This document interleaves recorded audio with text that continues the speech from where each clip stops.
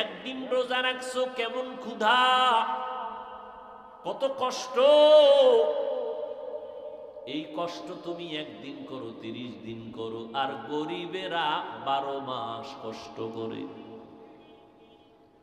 গরিবেরা কেমন কষ্ট করে 12 মাস না খাইয়া।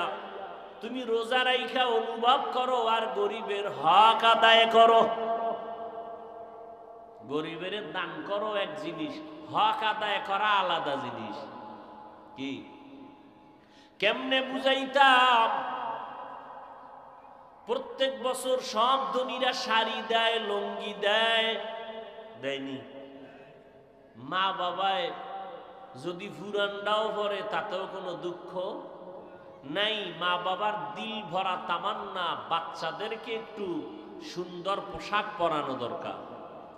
একজন জাকাত দেনেওয়ালারাও চিন্তা করে, আমি শুনি নাই যে বলছে এই এবছর কোনো শাড়ি আর লুঙ্গি হবে না, এবছর তোমাদের সন্তান আছে কয়টা, ছেলে কয়টা মেয়ে, লিস্টি দাও, তাদের জামা কাপড় দেব। তাহলে মা বাবারে শাড়ি লুঙ্গি না দিয়া সন্তানের জামা কাপড় দিলে সন্তানও খুশি, মা বাবাও। এখন শাড়ি লুঙ্গি পাইয়াও মা বাপ খুশি না, বাচ্চারে জামা দিব, টাকা পাবো কই? বুঝেননি কথা? তাহলে এটা দেয় জাকাত, গরিবের দান করছে, হক আদায় হয় নাই। গরিবের হক কেমনে আদায় হবে? এমন ভাবে দেও যে গরিব আর এক জায়গায় হাত বিছাইতে না হয়। তোমার এক মাসে গরিব কয়জনে রোজা রাখো, ইফতারির জন্য কি লাগবে, এক মাসে সাহারির জন্য কি প্রয়োজন, কয় বস্তা চাল, ডাল, চিনি, বুট, পেঁয়াজুর ভেষণ যা দরকার, টোটাল বাজার দাও, হিসাব দাও। 1 লক্ষ টাকা লাগুক আর 50 লাগুক, আমি কিনে দেই, বাসায় নিয়ে যাও। এরপরে তোমার ছেলে মেয়ে সহ সদস্য কয়জন? 5 জন। 5 জনার শাড়ি লুঙ্গি, সন্তানদের জামা কাপড় মিলে 20-30 হাজার টাকা যাবে। যাও, তোমাকে 1 লাখ টাকার মধ্যে কমপ্লিট করে দিলাম। এর নাম হক আদায় করা। আর আমরা যারা দেই ফ্যাশন, এটা দেওয়া, হক আদায় করা না। এটা কি করা? দান করা। কি করা? দান করলাম, হক আদায় করি না। হ্যাঁ, আমার হক আদায় করছে। যে ধনী তার জাকাত দেওয়াটা হক, সে হক আদায় করছে। আর গরিবের পাওয়াটা অধিকার। তো গরিবের পাওয়া অধিকার কতটুকু? সব ধনীরা যদি চিন্তা করে যে আমি এই কেরানীগঞ্জ বা এই অঞ্চলে 20 জন ধনী আছে, 100 লোকের না দিয়ে আমি 20টা লোকের পরিপূর্ণ দেই, তাহলে 20 জন লোক 20 জন করে সবাইকে আলাদা করে দিলে এক সময় ওরা ব্যবসা বাণিজ্য করে টাকা হাতে না দেন। টাকা দিলে ডান বাম হতে পারে, না দেন, আপনি টাকা দিয়া ওকে চলার মতো রাস্তা করে দেন, একটা সেলাই মেশিন কিনে দেন। এভাবে দিলে একটা গরিবের হক আদায় হবে, আর ওর জাকাত খাওয়া লাগবে না এক সময়। যাই হোক, আমাদের বলার দায়িত্ব, বলে ফেললাম। এইভাবে ইমাম সাহেব, খতিব সাহেব বললে তো চাকরি থাকবে কিনা আর এক পেরেশানি। কারণ সর্বাঙ্গে ঘা, ঔষধ দিব কোথা? আল্লাহ হেদায়েত দান করুন। তো রমজানুল মুবারক, প্রথম আমাদের সাধনা হলো হালালকে কন্ট্রোল করছি। 11 মাসে আমরা কি কন্ট্রোল করব? হারামকেও কন্ট্রোল করব। এই বিড়ি খোরেরা, এ রোজার এই বিড়ি টানে কেউ? কথা কয় না। টানে? আজানের পরে টানে। কোন সময় টানে? আজানের পরে, মানে ইফতারি খাইয়া নামাজের আগে একটা বিড়ি তার টান দিতেই হবে। পানখোরেরা একটা পান খেতেই হবে। কথা ঠিক না? আল্লাহ, এই যে বিড়ি পান করে, মানুষের শরীরের জন্য কোনো একটা উপকার যদি হইতো, একটা উপকার, তাহলে রমাজান সাক্ষী, আল্লাহর কসম আমিও টানতাম। বিড়ি টানলে শরীরের কি ফায়দা? যৌবন বাড়ে, শক্তি বাড়ে, রক্ত দূষিতটা দূর হয়, মাথা ঠান্ডা থাকে। আকাম কেন? বরং এগুলো নেশাগ্রস্ত যারা, ক্যান্সার ছাড়া মরে না, এই যেটিতে মদ খায়, সব মরার আগে বেহুশ হয়ে বিছানায় পড়ে থাকে, কিডনি শেষ, হার্ট শেষ, ক্যান্সারে ধরে ফেলেছে। আল্লাহ হেদায়াত দান করুন। আমরা সবাই একটু বেশি দিন বাঁচতে চাই না? কথা বলেন না কেন? কি অসুস্থ অবস্থায় না সুস্থ? আল্লাহর কসম একবার, আল্লাহর কসম দুইবার, আল্লাহর কসম তিনবার, ওয়াল্লাহি বিল্লাহি তাল্লাহি, শরীরকে সুস্থ রাখার আসমান থেকে, আরশে আজিম থেকে আল্লাহ পাক স্থায়ী ঔষধ দিছেন, রাতের ঘুম আর রোজা। আমরা তো শুধু সওয়াব মনে করি। আম্মা জান আয়েশা রাদিয়াল্লাহু আনহা তার খাদেমকে যাকাতের টাকা দিয়া বললেন, অসুস্থ এক রোগী, গরিব, যাকাতের সম্পদটা তাকে পৌঁছে দাও। তিনটা শর্ত নজর রাখবা, তিনটা কথা। এক নাম্বার, যাকাত যে দিবা তার হাতে দিবা না, যাকাতটা সে যে বিছানায় অসুস্থ পড়ে আছে ওই বিছানার পার্শ্বে রেখে দিবা, হাতে দিবা না। নাম্বার দুই, যাকাতের মাল এ কথাটা বলবা না। নাম্বার তিন, বিনিময়ে কোনো দোয়া চাইবা না। যাকাত আদায় করার কথা বলছি, এর আগে বলছি দেওয়া। শরীয়তে যাকাত আদায় করতে বলা হয়েছে, দিতে বলা হয়নি। আদায় করা, দেওয়া। দেওয়া মানি আমি রেডি রাখলাম, নেও, দিলাম। আদায় করা মানি যে যাকাত পাবে তার কাছে পৌঁছাইয়া দেওয়া। বুঝাইতে পারছি? আম্মা জানের কথা মতে যাকাতের মাল দিয়ে চলে আসলো। আম্মা জানকে প্রশ্ন করলেন, তিনটা কথা বলার পেছনে রহস্য কি? আম্মা জান আয়েশা রাদিয়াল্লাহু আনহা বললেন, যাকাত আদায় করা শরীয়ত, কিন্তু তার হাতে দিতে নিষেধ করেছি। কারণ হলো তিনি হলো পাওনাদার, আমি ঋণী, আমি দেনাদার। ভালো করে মনে রাখবেন, যাকাত দেওয়া এটা দয়া না, কিনা? ধনীরা যাকাত দিবে, নিজেদের দায়িত্ব পালন করবে। গরিব আমার, ধনীদের প্রত্যেক ধনীর 100 টাকার মধ্যে 2.5 টাকার মালিক গরিব। ওই 2.5 টাকা হিসাব করে দিয়া দাও। এটা ধনী মালিক না। যদি গরিবের এই 2.5 টাকা খায়, 97 টাকা আটা নাও হারাম হয়ে যাবে। আর মাইয়া বুলার সন্তান, স্ত্রী, পরিবারের কিডনি গুলো শেষ হয়ে যাবে, মরার আগেই মরবে। বুঝেন না কথা? যাকাত দেওয়া দয়া না, না, বরং নিজের উপরে বিশাল এক জিম্মাদারি ঋণী। আমি ঋণটা আদায় করে দিলাম, আমি দায়িত্ব মুক্ত হয়ে গেলাম। তাহলে পাওনাদার গরিব, 2.5 টাকা পাবে গরিব। আম্মা জান আয়েশা বললেন, টাকা পৌঁছাইয়া দাও, তার হাতে দিবা না। নিচে রাখতে কেন বললাম? যদি দাও তার হাত থাকবে নিচে, তোমার হাত উপরে। তার মানে সে হবে গ্রহিতা, আমি হব দাতা। না, দাতা বড় হয়, গ্রহিতা ছোট হয়। সে তো পাওনাদার, সে তো ছোট হওয়ার না। অতএব সে নিচে রাখবা, হাত দিয়া তুইলা নিবে, সে বড়। বুঝেননি?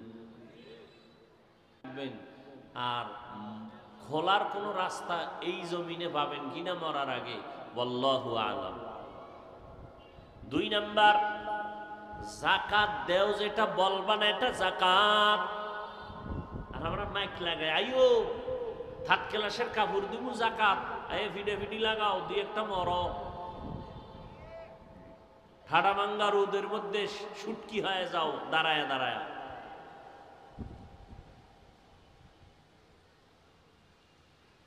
আম্মা জান আয়েশা বললেন, যাকাত এটা বলা যাবে না।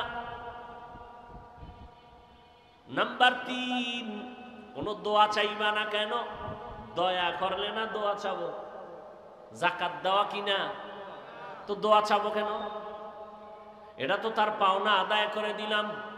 দোয়া তো আমি চাবো, ভাই আপনি দোয়া কইরেন আমার পাওনাটা আমি পরিশোধ করতে পারছি, আল্লাহর কাছে আমি প্রিয় হয়ে গেছি, পাক হয়ে গেছি।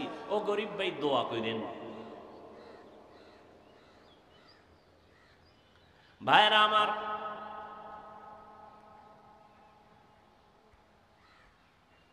তাহলে কবরে কি নিয়ে যাব? একটু নিজে আমল নিয়ে যাব, আর কিছু আমল আছে রেখে যাব, এটার সওয়াব অ্যাকাউন্টে পৌঁছতে থাকবে কিয়ামত পর্যন্ত। এর মধ্যে একটা কি? সাদাকায়ে জারি। আর একটা হলো কোরআন ও হাদিসের ইলম অর্জন করে কাউকে শিখাইয়া যাওয়া, আলেম হওয়া, আলেম বানায় দেওয়া। আমি একজনকে আলেম বানায় দিলাম, অর্থ দিয়া সহযোগিতা করলাম, এর একটা সওয়াব আমি পেতে থাকব।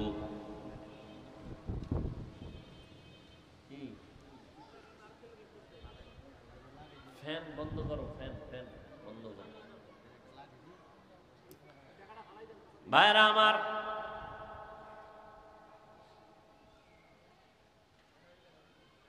কারণ যাইবে নিয়ে আবার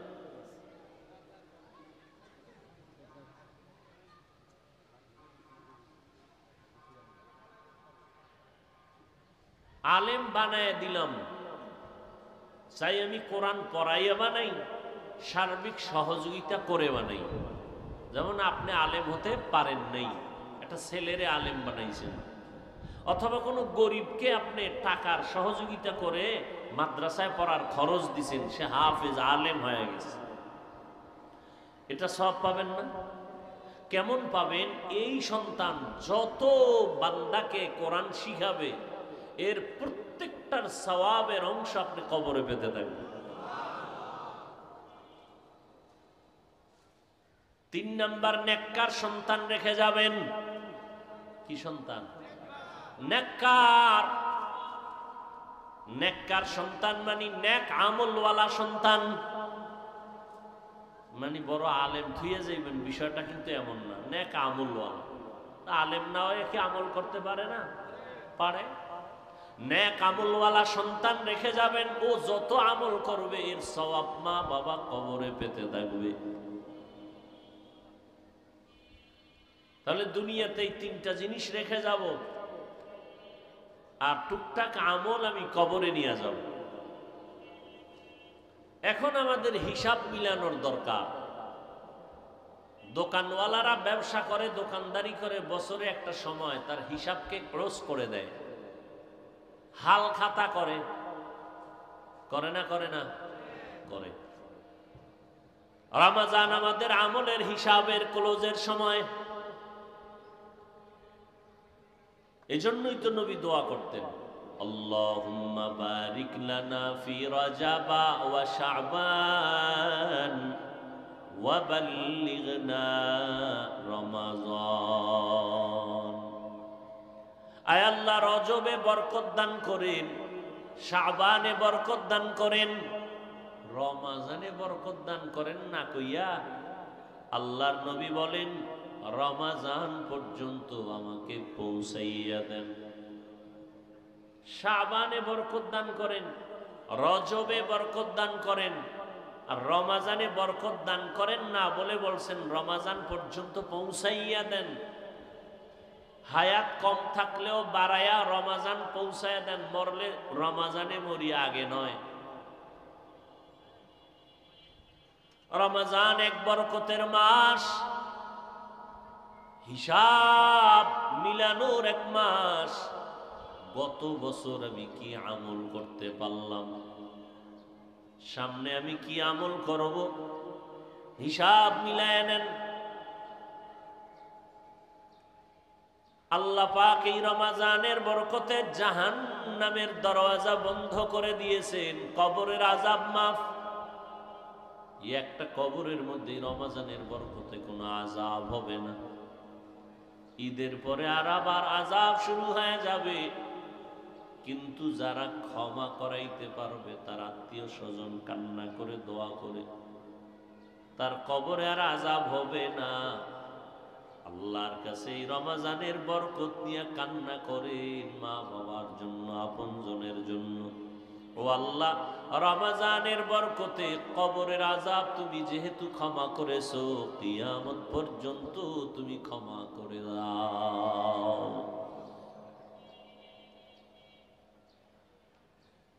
রমজানের রোজাদারের দোয়া যে কোনো সময় কবুল। ক্যারাম বোর্ড খেলবেন ও সময় কবুল, লুড্ডু খেলার সময় দোয়া করবেন রোজাদার, তখনও কবুল। টেলিভিশন দেখবেন, সিনেমা দেখবেন, মোবাইলে নাচ গান দেখবেন, আপনি ভিআইপি রোজাদার, দোয়া করবেন কবুল। আপনার রোজাই তো হচ্ছে না। আমাদের বরিশালে বলে বাদুর, কলা গাছের সাথে ঝুলে থাকে সারাদিন, কিছু খায় না, উপবাস, অন্ধকারে মাস্তানি করে। তো আপনি সারাদিন না খাইয়া দুনিয়ার সব আকাম করলেন, শুধু খান নাই, তো আপনি বাদুরের মতো উপবাস থাকলেন, শরীয়ত মতে রোজা হয় নাই, না খাওয়ার সাধনা হয়েছে। যেমন না খাওয়ার সাধনা হিন্দুরাও করে, বৌদ্ধরাও করে, ইহুদিরাও করে, খ্রিস্টানেরাও করে, পৃথিবীর সব ধর্মের মানুষ না খাইয়া থাকার সাধনা করে। আমরা না খাইয়া থাকার সাধনা করি না, না খাওয়ার ভেতর থেকে আল্লাহ পাওয়ার সাধনা করি।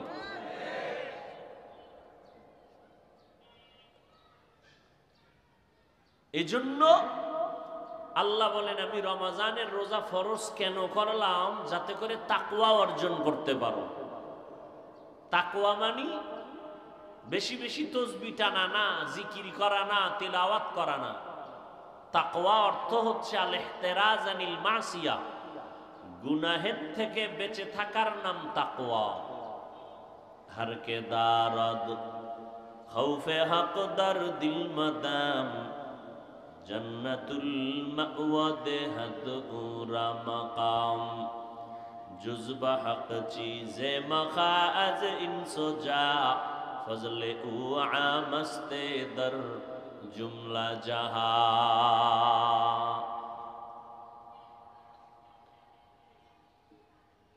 তাকওয়া মানি গুনাহ থেকে নিজেকে বাঁচাও,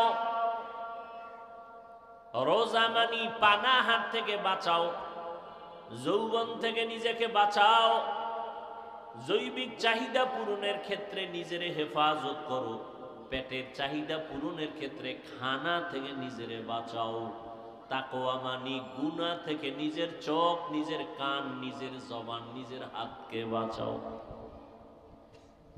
তাহলে পেট বাঁচাবেন খানা থেকে, আর অঙ্গ প্রত্যঙ্গ বাঁচাবেন গুনাহ থেকে। তাহলে হবে রোজা তাকওয়ার সোপান। এবং এই এক মাসের সাধনা দিয়া বাকি 11 মাসকে সীমাবদ্ধতার মধ্যে নিয়ে আসতে হবে। বলে কেমনে? কয় বান্দা ইফতারির আধা ঘন্টা বাকি, পেটে ক্ষুধা, পিপাসাও, সামনে খানাও রেডি, এক টানে 2 লিটার পানি চলে যাবে। আধা ঘন্টা বাকি, কোন রোজাদার ক্ষুধার তৃষ্ণার্ত নিয়ে বান্দা পানি সামনে, খানা সামনে খায় না। যদি বলি রুমের মধ্যে দরওয়াজা জানালা বন্ধ করে তুমি পানি পান করো, কেউ দেখবে না, করবেনি কেন? আল্লাহর ভয়। এই সবকটা 11 মাস আদায় করো, মনেরে বুঝাও। সামনে খানা রেডি, পেটেও ক্ষুধা, পানিও রেডি, পিপাসাও আছে, এরপরও খাই না কেন? খানাও হালাল, পানিও হালাল, পান করা খানা এই মুহূর্তে আল্লাহর বিধানে হারাম। আল্লাহর বিধানে হারাম, এই জন্য খাই না, পান করি না। তাহলে রমজানে ইফতারির আগে ক্ষুধা তৃষ্ণার্ত হইয়া খানাও রেডি, খাই না কেন? আল্লাহর বিধানে হারাম। হালালটাকে যেহেতু কন্ট্রোল করলাম, হারামটা কেমনে খাবো? হালালটাই খাই নাই আল্লাহর ভয়, তাহলে বাকি 11 মাসে হারাম কেমনে খাবো আর খাওয়াবো? এ হলো রোজার সাধনা 11 মাস। দ্বিতীয় সাধনা হলো একদিন রোজা রাখছো, কেমন ক্ষুধা, কত কষ্ট, এই কষ্ট তুমি একদিন করো, 30 দিন করো, আর গরিবেরা 12 মাস কষ্ট করে। গরিবেরা কেমন কষ্ট করে 12 মাস না খাইয়া, তুমি রোজা রাইখা অনুভব করো আর গরিবের হক আদায় করো। গরিবের দান করো এক জিনিস, হক আদায় করা আলাদা জিনিস। কি কেমনে বুঝাইতাম? প্রত্যেক বছর সব ধনীরা শাড়ি দেয়, লুঙ্গি দেয়, দেয়নি? মা বাবায় যদি ফুরান্ডাও ভরে তাতেও কোনো দুঃখ নাই। মা বাবার দিল ভরা তামান্না বাচ্চাদেরকে একটু সুন্দর পোশাক পরানো দরকার। একজন জাকাত দেনেওয়ালারাও চিন্তা করে, আমি শুনি নাই যে বলছে এই এবছর কোনো শাড়ি আর লুঙ্গি হবে না, এবছর তোমাদের সন্তান আছে কয়টা, ছেলে কয়টা মেয়ে, লিস্টি দাও, তাদের জামা কাপড় দেব। তাহলে মা বাবারে শাড়ি লুঙ্গি না দিয়া সন্তানের জামা কাপড় দিলে সন্তানও খুশি, মা বাবাও। এখন শাড়ি লুঙ্গি পাইয়াও মা বাপ খুশি না, বাচ্চারে জামা দিব, টাকা পাবো কই? বুঝেননি কথা? তাহলে এটা দেয় জাকাত, গরিবের দান করছে, হক আদায় হয় নাই। গরিবের হক কেমনে আদায় হবে? এমন ভাবে দেও যে গরিব আর এক জায়গায় হাত বিছাইতে না হয়। তোমার এক মাসে গরিব কয়জনে রোজা রাখো, ইফতারির জন্য কি লাগবে, এক মাসে সাহারির জন্য কি প্রয়োজন, কয় বস্তা চাল, ডাল, চিনি, বুট, পেঁয়াজুর ভেষণ যা দরকার, টোটাল বাজার দাও, হিসাব দাও। 1 লক্ষ টাকা লাগুক আর 50 লাগুক, আমি কিনে দেই, বাসায় নিয়ে যাও। এরপরে তোমার ছেলে মেয়ে সহ সদস্য কয়জন? 5 জন। 5 জনার শাড়ি লুঙ্গি, সন্তানদের জামা কাপড় মিলে 20-30 হাজার টাকা যাবে। যাও, তোমাকে 1 লাখ টাকার মধ্যে কমপ্লিট করে দিলাম। এর নাম হক আদায় করা। আর আমরা যারা দেই ফ্যাশন, এটা দেওয়া, হক আদায় করা না। এটা কি করা? দান করা। কি করা? দান করলাম, হক আদায় করি নাই। হ্যাঁ, আমার হক আদায় করছে। যে ধনী তার জাকাত দেওয়াটা হক, সে হক আদায় করছে। আর গরিবের পাওয়াটা অধিকার। তো গরিবের পাওয়া অধিকার কতটুকু? সব ধনীরা যদি চিন্তা করে যে আমি এই কেরানীগঞ্জ বা এই অঞ্চলে 20 জন ধনী আছে, 100 লোকের না দিয়ে আমি 20টা লোকের পরিপূর্ণ দেই, তাহলে 20 জন লোক 20 জন করে সবাইকে আলাদা করে দিলে এক সময় ওরা ব্যবসা বাণিজ্য করে টাকা হাতে না দেন, টাকা দিলে ডান বাম হতে পারে, না দেন, আপনি টাকা দিয়া ওকে চলার মতো রাস্তা করে দেন, একটা সেলাই মেশিন কিনে দেন। এভাবে দিলে একটা গরিবের হক আদায় হবে, আর ওর জাকাত খাওয়া লাগবে না এক সময়। যাই হোক, আমাদের বলার দায়িত্ব, বলে ফেললাম।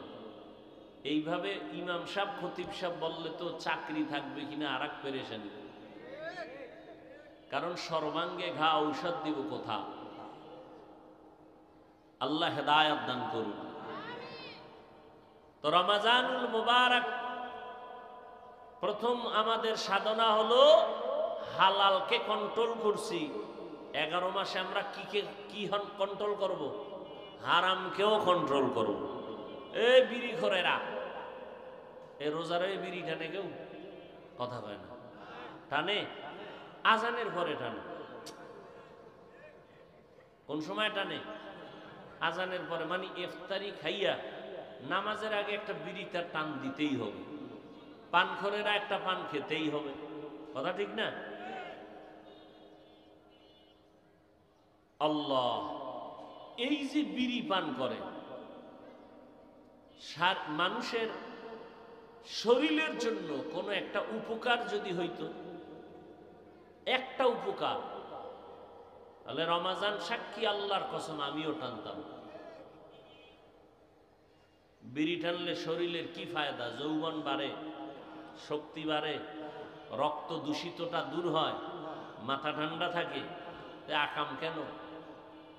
বরং এগুলো নেশাগ্রস্ত যারা, ক্যান্সার ছাড়া মরে না, এই যেটিতে মদ খায়, সব মরার আগে বেহুশ হয়ে বিছানায় পড়ে থাকে, কিডনি শেষ, হার্ট শেষ, ক্যান্সারে ধরে ফেলেছে। আল্লাহ হেদায়াত দান করুন। আমরা সবাই একটু বেশি দিন বাঁচতে চাই না? কথা বলেন না কেন? কি অসুস্থ অবস্থায় না সুস্থ? আল্লাহর কসম একবার, আল্লাহর কসম দুইবার, আল্লাহর কসম তিনবার, ওয়াল্লাহি বিল্লাহি তাল্লাহি, শরীরকে সুস্থ রাখার আসমান থেকে, আরশে আজিম থেকে আল্লাহ পাক স্থায়ী ঔষধ দিছেন, রাতের ঘুম আর রোজা। আমরা তো শুধু সওয়াব মনে করি, রোজাটা শরীর সুস্থ রাখার মহা ঔষধ। আর কুলাঙ্গার আছে কিছু কুলাঙ্গার, এরা বলে রোজা রাখলে রোগ বাড়ে। অথচ পৃথিবীর সমস্ত চিকিৎসা বিজ্ঞানীরা একমত, রোজা হলো শরীর সুস্থ রাখার মহা ঔষধ। মধ্যরাতের ঘুম আর রোজা, এজন্য রসুল আমার সোমবারও রোজা রাখতেন, সপ্তাহের বৃহস্পতিবারেও রোজা রাখতেন। রোজা রাখলে জনমের মতো যে খাইতেছেন, এটা একটা ব্যালেন্স হয়ে যাবে শরীর। এক হিন্দু ডাক্তার বিশাল এক লেখা দিছে, একজনে আমাকে শুনাইলেন। হিন্দু রোজার শারীরিক উপকার কি?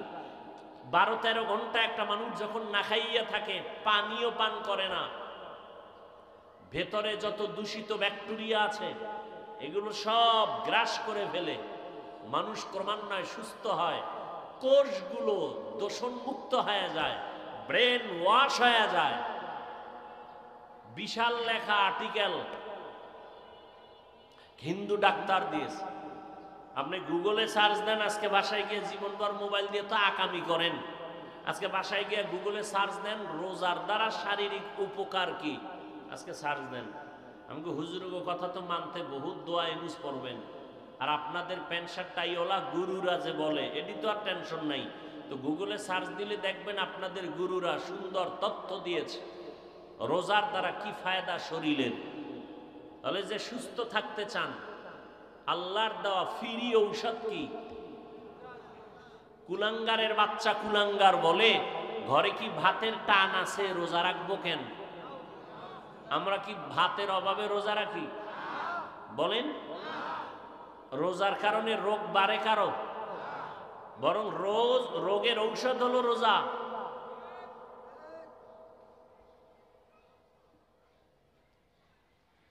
হায় হায়, কপাল পুরলে আর কি করার। হ্যাঁ, আমার বয়ান কি? রসুলের বয়ানেই যদি আবু জাহাল কালেমা না পড়ে, তো আমগো বয়ানের কোনো ভ্যালু আছে? কত বড় নিকৃষ্ট বেঈমান হলে রসুলের বয়ানে কালেমা পড়ে না, কত বড় কপাল পোড়া। আর কপাল যদি ভালো হয়, তো নবীকে হত্যা করতে এসেও কালেমা পড়ে নেয় কে?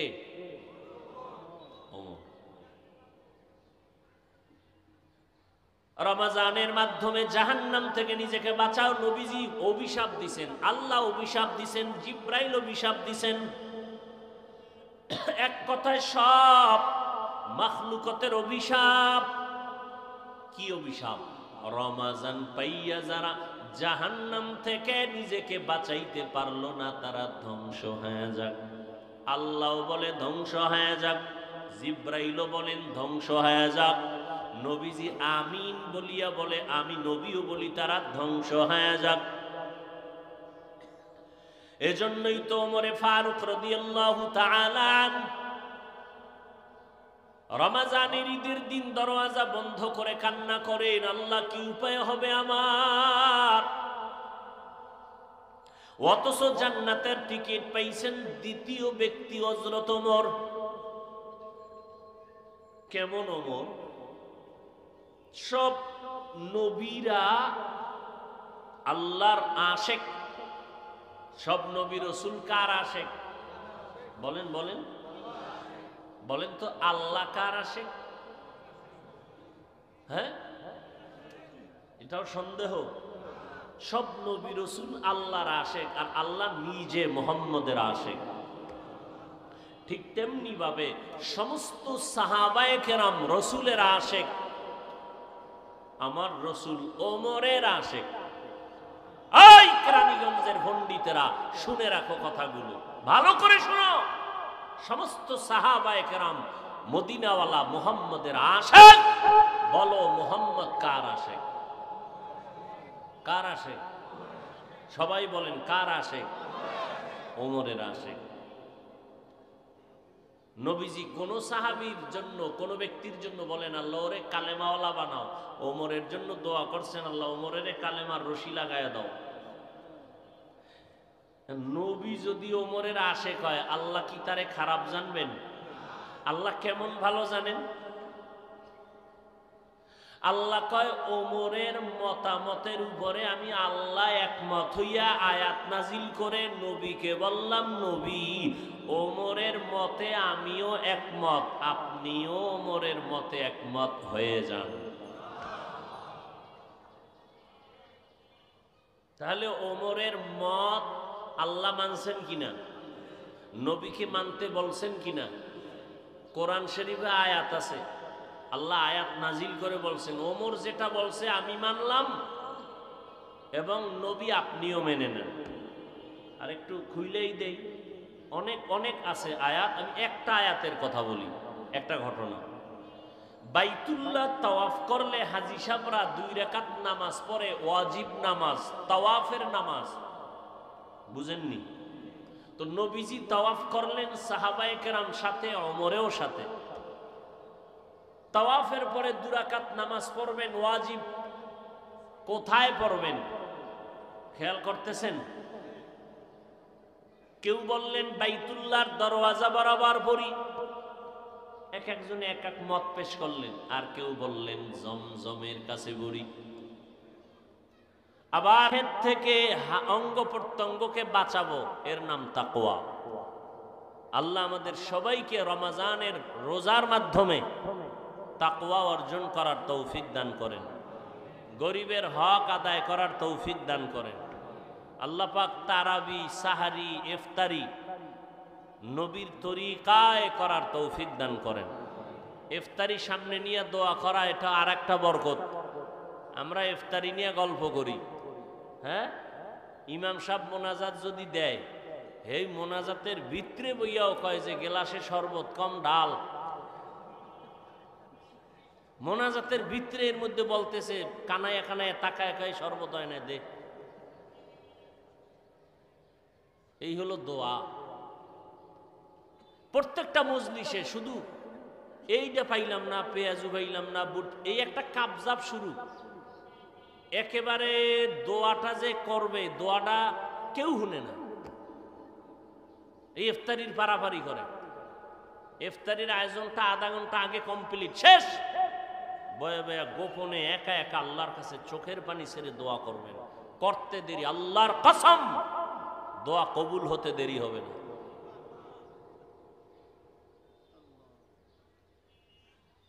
মহিলাদেরকেও একটা ব্যস্ত বানায় দেয় ইফতারির টাইমে, এরা যে একটু বয়ে দোয়া করবে সুযোগ নেই। এমন এক বাজার মিলায় যে আজানও শুনে না। 2 মিনিট হয়ে গেছে, কয় মুয়াজ্জিন কে আজকে আজান দেয় নাই। টাইমের দিকে তাকায় দেখে 2 মিনিট বেশি হয়ে গেছে। জাস্ট টাইমে ইফতারি করা সুন্নত, ইফতারির টাইম দেরি না করা।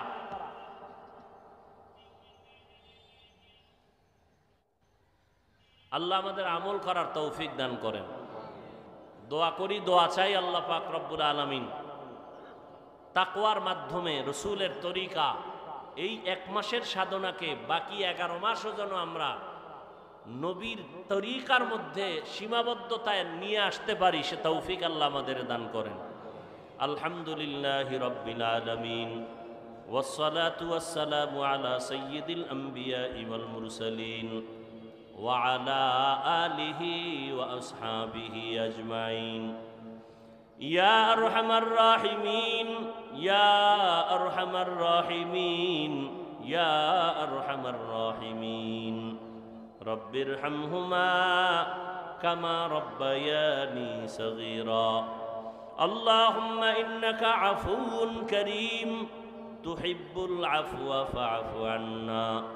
আল্লাহুম্মা ইন্না নাসআলুকা রিযাকা ওয়াল জান্নাহ ওয়া নাউযু বিকা মিন সাখাতিকা ওয়ান নার। রব্বিরহামহুমা কামা রব্বায়ানি সগীরা। রব্বানা আতিনা ফিদ দুনিয়া হাসানাহ ওয়া ফিল আখিরাতি হাসানাতাও ওয়া কিনা আযাবান নার। ও দয়ার মালিক, গুনাহের বোঝা নিয়ে আমরা হাত তুলেছি। রমজানুল মুবারক, আয় আল্লাহ মেহেরবানি করে আমাদের জীবনের গুনাহগুলো মাফ করে দেন। আয় আল্লাহ আমাদের রোজা, ইফতারি, সাহারি, তেলাওয়াত, তারাবি কবুল করে নেন। আয় আল্লাহ রোজার মাধ্যমে তাকওয়া অর্জনের তৌফিক দান করেন। আয় আল্লাহ বাকি দিনগুলো রোজার হক আদায় করে রোজা রাখার তৌফিক দান করেন। তারাবি পড়ার তৌফিক দান করেন, তেলাওয়াতের তৌফিক দান করেন, ইবাদতের জন্য শক্তি বাড়ায় দেন আল্লাহ। সারা দুনিয়াবাসীকে মাফ করে দেন আল্লাহ। আয় আল্লাহ প্রবাসে যারা সবাইকে হেফাজত করেন, কামাই রুজিতে বরকত দান করেন। ফিলিস্তিনের মুসলমানদের উপরে রহমত দান করেন। ইসরায়েলের জালেম থেকে হেফাজত করেন আল্লাহ। আয় আল্লাহ বাংলাদেশ শান্তির দেশ বানায় দেন। আয় আল্লাহ আমাদের সবাইকে দিনের খাদেম বানায় দেন। ও দয়ার মালিক, যারা ব্যবসা করে, চাকরি করে, সবার কামাই রুজি ব্যবসা চাকরিতে বরকত বাড়ায় দেন। হালাল বরকতি রিজিক দান করেন আল্লাহ। আয় আল্লাহ আমাদের সবার দিলের ন্যাক আশা পূরণ করে দেন। আয় আল্লাহ সুন্নাতওয়ালা জিন্দেগি আমাদেরকে দান করেন।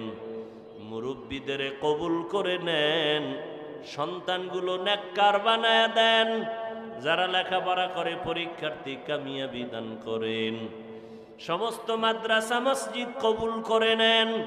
অন্যান্য শিক্ষা প্রতিষ্ঠান নবীর আদর্শে কবুল করে নেন। মা বোনদের আবেদা বানায় দেন। সন্তানগুলো নেককার বানায় দেন। আয় আল্লাহ ঘরে ঘরে সুন্নতের পরিবেশ কায়েম করে দেন। আয় আল্লাহ আমার কলিজার যুবকদের দিনের খাদেম বানায় দেন। 5 ওয়াক্ত নামাজি, কোরআন পড়নেওয়ালা বানায় দেন। আয় আল্লাহ মোবাইলের গুনাহের থেকে হেফাজত করেন। আমাদের জবান, আমাদের অন্তর, আমাদের চোখ, আমাদের হাত, আমাদের কান গুনাহমুক্ত করে দেন আল্লাহ। গুনাহের প্রতি ঘৃণা জমায় দেন। নেক আমলের আগ্রহ বাড়ায় দেন। আয় আল্লাহ মেহেরবানি করে আমার হাতে যারা হাত তুলেছি সবাইকে আপনি দিনের খাদেম বানায় দেন। উলামায়ে আহলে হকের বিজয় দান করেন। আয় আল্লাহ মিথ্যা মামলা থেকে চিরমুক্তির ব্যবস্থা করে দেন। উলামা তোলাবা উম্মতের অন্তরে ইজ্জত বাড়ায় দেন। আয় আল্লাহ বড়দের অন্তরে মোহাব্বত বাড়ায় দেন। আয় আল্লাহ মুখালিফের মুআফিক বানায় দেন। জাহিরি বাতিনি দুশ্মন থেকে হেফাজত করেন। আয় আল্লাহ আমরা যারা হাত তুলেছি জানি না কার মা নাই, বাবাও নাই। আয় আল্লাহ দোয়ার অপেক্ষায় আছে। রমজানের বরকতে সমস্ত কবরের আযাব বন্ধ হয়ে আছে। আয় আল্লাহ যারা মা হারা, বাবা হারা, অসহায়ের মতো হাত তুলেছেন, আয় আল্লাহ সবার কবর আজীবনের জন্য জান্নাতের ফয়সালা করে দেন। কবরের আযাব চিরদিনের জন্য মাফ করে দেন আল্লাহ। আয় আল্লাহ যারা বেঁচে আছেন হায়াত বাড়ায় দেন। আয় আল্লাহ যারা অসুস্থ কুদরতের দ্বারা সুস্থ করে দেন। দীর্ঘ নেক হায়াত দান করেন। দীর্ঘ নেক হায়াত আমাদের দান করেন। অসুস্থ রোগীদের সুস্থতার নিয়ামত বাড়ায় দেন। হসপিটালে কত রোগী, ঘরের বিছানায় কত রোগী, কুদরতের দ্বারা সুস্থতার নিয়ামত বাড়ায় দেন আল্লাহ। আওয়াজের ভেতরে কথায় রুহানিয়াত বাড়ায় দেন আল্লাহ। দিলের নেক আশা পূরণ করে দেন। হায়াতে বরকত বাড়ায় দেন। আয় আল্লাহ চলার পথে হেফাজত করেন। আয় আল্লাহ আমাদের আহাল পরিবার, আমাদের জান, আমাদের মাল হেফাজত করেন। আয় আল্লাহ সারা দুনিয়ায় শান্তি দান করেন। আয় আল্লাহ সমস্ত মুখালেফ ও দুশ্মন থেকে হেফাজত করেন। প্রত্যেক পরিবারে শান্তির ফয়সালা করে দেন। আমাদের সন্তানগুলো নেককার বানায় দেন, দাম্পত্য জীবন সুখময় করে দেন। আয় আল্লাহ, জাকিরিন শাকিরিন হিসাবে আমাদের কবুল করে নেন, সাবিরিনদের অন্তর্ভুক্ত বানায় দেন। আয় আল্লাহ, মেহেরবানি করে রিয়া হাসাদ কিবির দূর করে ইখলাস দান করেন, তাকওয়ার মাকাম দান করেন আল্লাহ। আয় আল্লাহ, এলাকায় শান্তি দান করেন। আয় আল্লাহ, সবার কামাই রুজিতে বরকত বাড়ায় দেন, দিলের ন্যাক আশা পূরণ করে দেন, নবীজির মোহাব্বতে কবুল করে নেন, সারা দুনিয়া ইজ্জতের